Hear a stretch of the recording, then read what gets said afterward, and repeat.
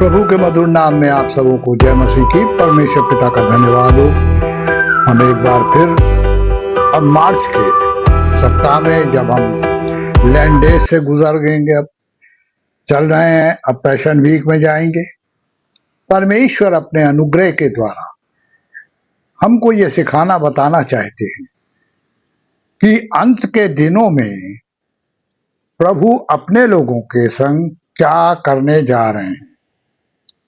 यीशु मसीह ने बोला मत्ती 28:16-20 में कि अब मैं जा रहा हूं, पर मैं तुम्हें वो सब दे के जा रहा हूं जो तुम्हारे जीवन में और तुम्हारे बाद लोगों के जीवन में कार्य करेगा। और मेरे प्रियो, प्रभु यीशु मसीह का वो आशीर्वाद आज मसीह समाज में है। मसीह समाज जो प्रभु को बहुत प्यार करते हैं और प्रभु पे भरोसा करते हैं, वो नहीं जो नाम के हैं, वो आज परमेश्वर के लिए उन सारे वायदों को पूरा करते हुए जी रहे हैं जो प्रभु ने उन्हें दिए। वचन बहुत खुले रूप से एक बात बताता है कि विश्वास करने वाले के लिए ही उद्धार है। वो जो परमेश्वर पे डिपेंड होते हैं, आश्रित होते हैं, वो नहीं जो जबानी जमा खर्च से कहते हैं हम विश्वास करते हैं।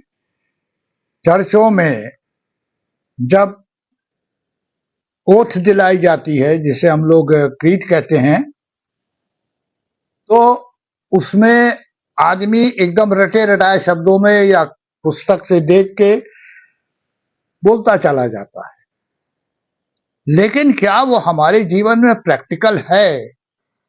क्या हम परमेश्वर पर भरोसा रखते हैं? क्या हमने अपने को परमेश्वर के ऊपर संपूर्ण रूप से छोड़ा है, आश्रित हो गए हैं? एक बात बहुत विश्वास से जानते हैं, जाना सबको है इस संसार से। प्रभु यीशु भी आए, शारीरिक जीवन को उन्होंने लिया, दुख भी उठाया, जब जाने लगे तो मौत को भी उन्हें अपनाना पड़ा क्योंकि शरीर में थे। लेकिन उसके बाद जो उन्होंने 40 दिन तक अपने चेलों को दिखाई दे के ये बता दिया कि ये अंत नहीं है, इस शरीर को छोड़ने के बाद एक और शरीर है जो तुम्हारे लिए तैयार है। इसीलिए प्रभु ने क्या कहा था, मैं जाता हूं तुम्हारे लिए जगह तैयार करने, आऊंगा ले जाऊंगा। किसको ले जाएंगे? वो जो संपूर्ण रूप से परमेश्वर पर विश्वास करते, भरोसा करते और परमेश्वर के लिए जी रहे हैं। जब हम प्रकाशित वाक्य को पढ़ते हैं तो वहां जहां परमेश्वर का एक सिंहासन रखा, जहां से सिर्फ रोशनी निकल रही है, कोई देख नहीं सकता, उसके चारों ओर 4 प्राणी, फिर उसके सामने 24 प्राचीन, और 24 प्राचीनों में 12 पुराने नियम के और 12 चेले, और उसके बाद एक बड़ी भीड़ जो खजूर की डालियां लिए हुए होशाना कह रही थी। प्रभु यीशु परमेश्वर पिता की जय जयकार कर रही थी और उनकी मदद पवित्र आत्मा परमेश्वर कर रहे हैं। मेरे प्रियो, यही तो त्रिएक परमेश्वर की सबसे बड़ी गिफ्ट है। प्रभु यीशु चले गए, कह गए आकाश और पृथ्वी का सारा अधिकार मुझे दिया गया। अब जब प्रभु यीशु को यहां दिखाया गया प्रकाशित वाक्य के 5वें बाब की 12वीं आयत में, तो उन्होंने जब फकीर फरीसियों ने चेलों को पकड़ा, जेल में डाला, पिटवाया, सब करा, लेकिन उसके बाद जब वो फिर जेल से बाहर आए, फिर प्रचार करना शुरू कर दिया। ये क्या चीज थी? वो डर गए होते, चले जेल में से आ रहे हैं, कैद में थे हम रोमी सल्तनत की। लेकिन वचन ये कहता है कि वो बाहर निकले और उन्होंने प्रचार करना फिर शुरू किया, और फिर उनको पकड़ के बुलाया गया। और बाइबल ये बताती है कि उन्हीं यहूदी और फकीर फरीसियों ने कहा कि हमने तुम्हें मना किया था कि इस नाम से प्रचार मत करना। उन्होंने एक क्वेश्चन उनसे पूछा कि ये बताओ, जो हमने देखा, सुना, महसूस किया है, उसको हम क्यों ना बताए लोगों को? मारपीट से डर नहीं लग रहा था, जेल जाने से डर नहीं लग रहा था। क्यों? क्योंकि उन्हें मालूम था कि इस जीवन में तो ये दुख महना है, लेकिन इसके बाद जो जीवन है वो आनंदमय और हमेशा का है। मेरे प्रियो, यीशु मसीह ने क्या कहा था यूहन्ना 16:33 में? संसार में तुम्हें क्लेश होता है। होता है, होगा ऐसा नहीं, होता है। तो जो इसको पढ़ता है वो उस युग में जी रहा है। तो वचन ये कहता है, उसके लिए भी ये वचन है कि संसार में तुम्हें क्लेश होता है। अब ये क्लेश कोई जरूरी नहीं कि हम पे सताव ही आए। बीमारी के रूप में क्लेश आ सकता, तंगी के रूप में क्लेश आ सकता, पारिवारिक समस्याओं के रूप में क्लेश आ सकता। बहुत सी चीजें हैं जो मनुष्य को इन दुखों क्लेशों से निकलने देती हैं। और जानते हैं सबके पीछे रीजन क्या है? जैसे जैसे सोना आग में तपाया जाता है वैसे वैसे वो निखरता है। उसकी जो गंदगी है वो आग में जाने के बाद जल जाती है। इसीलिए सुनार हर सोने को आग में तपाने के बाद ऑर्नामेंट बनाते हैं। हमारे जीवन में प्रभु हमें इन आगों से निकाल कर अपना ऑर्नामेंट बनाएंगे, गहना बनाएंगे। पर कब? जब हम इनसे गुजरेंगे। हाँ मेरे प्रियो, ये मुसीबतें, परेशानियां लाइफ में आएंगी, ये प्रभु पहले ही कह गए हैं। इसलिए हमें इनसे डरना भी नहीं चाहिए। हर समस्या का सामना करना चाहिए, भागना नहीं चाहिए। क्यों? क्योंकि प्रभु का क्या वायदा है? दुनिया के अंत तक सदैव मैं तुम्हारे संग हूं। और वही वचन कहता है कि तुम किसी ऐसी परीक्षा में नहीं पड़े जो सहने से बाहर है, पढ़ोगे मैं निकाल लूंगा। वही वचन कहता है कि जो तुम्हें छूता है मेरी आंख की पुतली को छूता है। यही वचन कहता है कि देख मैंने तेरा चित्र अपनी हथेली पे खोद के बना लिया।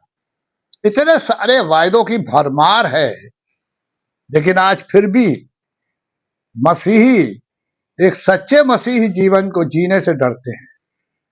आज मसीहियों को क्या लगता है? लग्जोरियस लाइफ, आरामदेह जीवन चाहिए। दुख ना हो, क्लेश ना हो, पैसे हो, लाइफ को एंजॉय करें, यही है मसीह जीवन।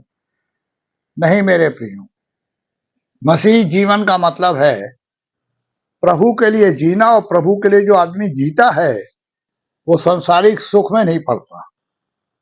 धनवान से अब्राहम ने क्या कहा था? लूका 16 में 19वीं आयत में, स्मरण कर तू अपने जीवन में अच्छी वस्तुएं ले चुका। अब हमारे सामने एक प्रश्न है, हम परमेश्वर से प्रार्थना में, अब यहां पर प्रभु यीशु ने कहा मैं शक्ति तुमको दे रहा हूं, जो आज का हमारा सब्जेक्ट है। तो क्या ये शक्ति आज हमारे पास है? प्रभु की दी हुई शक्ति। मेरे प्रियो, ये शक्ति हमको शैतान से लड़ने के लिए दी गई है, दुनिया से लड़ने के लिए नहीं। दुनिया से लड़ने के लिए प्रभु ने कभी कहा ही नहीं। उन्होंने तो यह कहा कि तुम संसार में रहते हुए संसारिक मत बनना। तो हमें ये जो शक्ति मिली है वो आत्मिक सेना से। इफिसियों 6 में क्या लिखा हुआ 12 में? हमारा ये मलयुद्ध हाड़ मास से नहीं है, शारीरिक नहीं है, आत्मिक है। शैतान उसकी सेना से है। तो ये शक्ति की जरूरत आज हर उस परमेश्वर के सेवक को चाहिए जो उनकी सेवा कर रहा है। और उनकी पहचान भी प्रभु ने बताई कि तुम मेरे नाम से दुष्ट आत्माएं निकालोगे, बीमारों पे हाथ रखोगे वो चंगे हो जाएंगे। कितने बड़ी गिफ्टें प्रभु दे के गए हैं। पर क्वेश्चन ये है कि आज ये मसीहों के पास है? ऐसा क्या है कि मसीही आज ये कार्य कर रहे हैं? होता नहीं है ये। जब भी कहीं कोई रिवाइवल मीटिंग होती है, आत्मिक सभा, तो हर इंसान जो उसे अटेंड करता है वो प्रचारक में एक चीज और ढूंढता है कि ये चंगाई देने वाले भी हैं कि नहीं। मनुष्य चंगाई नहीं देता है, हर प्रचारक प्रार्थना करता है, चंगाई स्वर्ग से आती है। लेकिन जिन आत्मिक सभाओं में चंगा करने वाले जो ये कहते हैं कि प्रभु यीशु के नाम से आप लंगड़े हैं तो चलने लगेंगे, मेरे प्रियो, उनमें भीड़ बहुत होती है, लेकिन जहां सिर्फ वचन होता है वहां पर उतनी भीड़ नहीं होती, क्योंकि आज हर मनुष्य चंगाई चाहता है। जबकि यीशु मसीह क्या बोल के गए? बीमार के लिए वैद्य अवश्य है। उन्होंने ये नहीं कहा कि बीमार को दवाई नहीं मिलेगी। मेरे प्रियो, बाइबल बहुत खुले रूप से, बहुत अच्छी तरीके से समझाती है कि प्रभु के इन बातों को वो नहीं याद रखते कि बीमार के लिए वैद्य अवश्य है, क्योंकि हम शरीर के लोग हैं। जो प्रभु शक्ति देते हैं वो आत्मिक होती है और वो शरीर को भी ताकत देती है। अब सवाल ये है कि जब जो चीज हमारे पास है नहीं वो हम दूसरे को कैसे देंगे? जब पतरस और यूहन्ना लिखा हुआ है हैकल में जा रहे थे, प्रभु के भवन में जा रहे थे, तो उन्होंने एक लंगड़े को बैठे हुए देखा, जो एक जन्म का लंगड़ा था, चल नहीं सकता था, लोग लाके बैठा देते थे, भीख मांगता था बेचारा। बाइबल क्या बताती है कि उसने उन लोगों की ओर देखा कुछ पाने के लिए, पैसा, वो उनसे कुछ धन पाने की उम्मीद कर रहा था। पतरस यूहन्ना ने क्या बोला? पैसा हमारे पास नहीं है, धन नहीं है, पर जो हमारे पास है वो हम तुम्हें दे रहे हैं। क्या था उनके पास? शक्ति। और कैसे साबित की उन्होंने? कि बाइबल ये बताती है प्रेरितों के काम के 5वें बाब में कि जैसे ही उन लोगों ने हाथ बढ़ाया तो कहा इसे पकड़, और जैसे ही लंगड़े ने उसको पकड़ा वैसे ही उसमें शक्ति आई, उठ के चलने फिरने लगा और खड़ा हो गया। तो चेलों के अंदर से क्या निकला? पतरस यूहन्ना के अंदर से शक्ति निकली। तो मेरे प्रियो, एक खास बात क्या है? वो ये कि इस शक्ति को प्रार्थना में हमें परमेश्वर से मांगना है, यीशु मसीह के नाम से, पवित्र आत्मा परमेश्वर की सहभागिता से, और फिर इस शक्ति को हमें उन लोगों के लिए इस्तेमाल करना है जिन्हें आज हमारी आवश्यकता है। कितने फोन्स आते हैं, मेरे पास बहुत फोन आते हैं प्रेयर के लिए, और मेरे प्रियो, बड़ा अच्छा लगता है जब ये गवाही सुनने का मौका मिलता है। वो दोबारा बताते हैं कि प्रार्थना से ये हुआ। मैं उनसे एक ही बात हमेशा कहता हूं और सबसे कहता हूं कि कोई भी मनुष्य चंगाई नहीं देता। एक प्रचारक, एक मनुष्य सिर्फ प्रार्थना करता है प्रभु यीशु से, और स्वर्ग से चंगाई उतरती है और प्रार्थना के द्वारा उसके जिस्म में जाती है और वो चंगा हो जाता है। आज इस शक्ति को अगर हम दूसरों के लिए इस्तेमाल करेंगे तो हमें स्वर्ग में रिवॉर्ड मिलेगा, क्योंकि वचन कहता है जो कुछ तुम यहां बोगे वही वहां काटोगे। यदि शरीर के लिए बोगे तो शरीर के द्वारा विनाश की कटनी काटोगे, यदि आत्मा के लिए बोगे तो आत्मा के द्वारा अनंत जीवन की कटनी काटोगे। आज थोड़ा काम था, मैं मार्केट निकला, कई जान पहचान लोग मिले, हाथ जोड़ा, कह लगे सर दूर रहिएगा। हमने कहा क्यों? कह वायरल है हम लोगों को हुआ और अभी हम उठे हैं। मैंने उनसे एक ही बात कही कि भाई अगर वायरल हुआ तो क्यों बांटते फिर रहे हो सड़क पे आके? कह जरूरी था, निकल आए। परमेश्वर ने अपने लोगों को प्रोटेक्शन दे रखा है। मैंने कहा मुझे कुछ नहीं होगा, चिंता मत कीजिए। नमस्ते हुआ, बातचीत हुई दुकानों पे और हम सामान लेके चले आए। आज मेरे प्रियो, ये वायरल फैलता जा रहा है, ये सब महामारी अंत के दिनों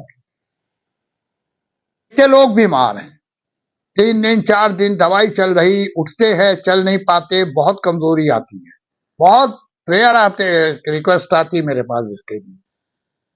सबके पीछे सिर्फ एक कारण है, हमारे अंदर प्रभु यीशु का ना होना।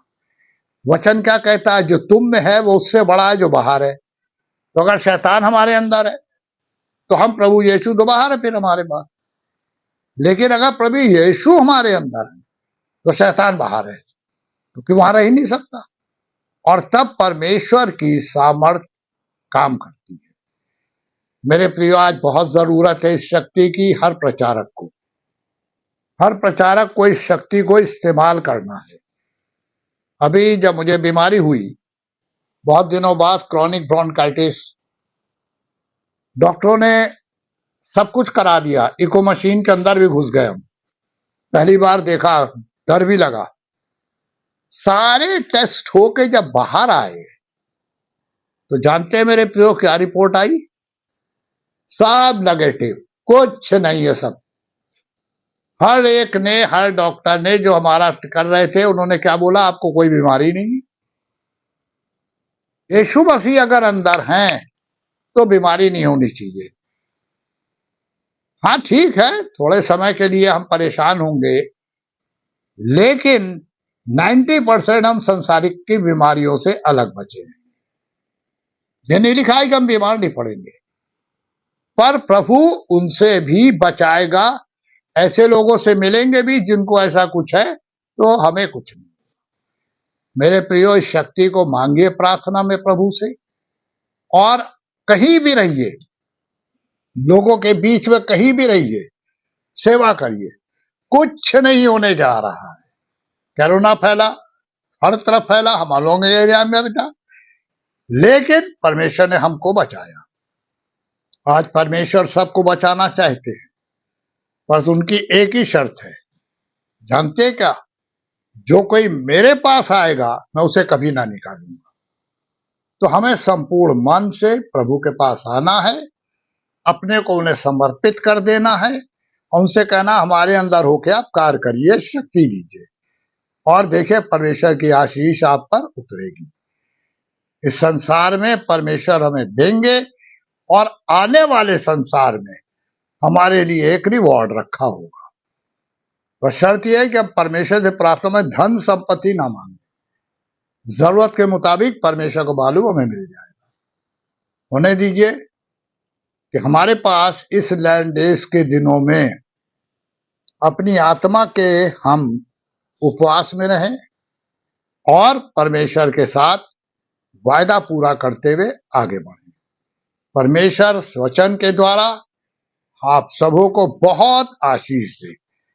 और सबसे बड़ी बात कि हम सब के विश्वास को परमेश्वर बढ़ाएं, ताकि हम लोगों के लिए परमेश्वर की शक्ति को दिखा सके। प्रभु की आशीष सबों पे हो। आमीन, आमीन।